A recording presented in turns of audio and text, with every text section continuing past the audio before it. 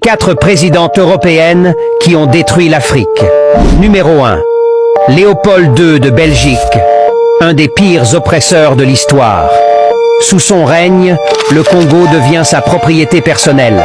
Il exploite le pays, réduisant les Congolais en esclavage pour récolter le caoutchouc. Résultat ? 10 millions de morts en moins de 25 ans. C'était un véritable génocide économique.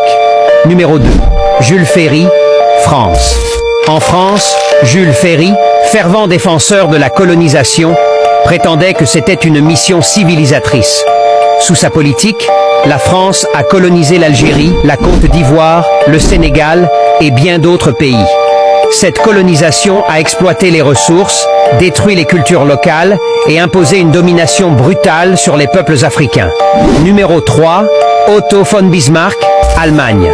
Otto von Bismarck, le chancelier allemand, a organisé la conférence de Berlin en 1884. Résultat, l'Afrique a été découpée en morceaux entre les puissances européennes sans que les Africains aient leur mot à dire. Cette division arbitraire a créé des conflits ethniques et des frontières problématiques qui existent encore aujourd'hui. Numéro 4. Winston Churchill, Royaume-Uni. Winston Churchill, bien qu'il soit célébré pour avoir dirigé le Royaume-Uni pendant la Seconde Guerre mondiale, il était aussi un fervent défenseur de l'Empire britannique. Sous son mandat, le Royaume-Uni a continué d'exploiter des pays comme le Kenya, l'Afrique du Sud et bien d'autres, avec des politiques oppressives qui ont appauvri les populations locales. Ces dirigeants ont laissé des cicatrices profondes sur le continent africain.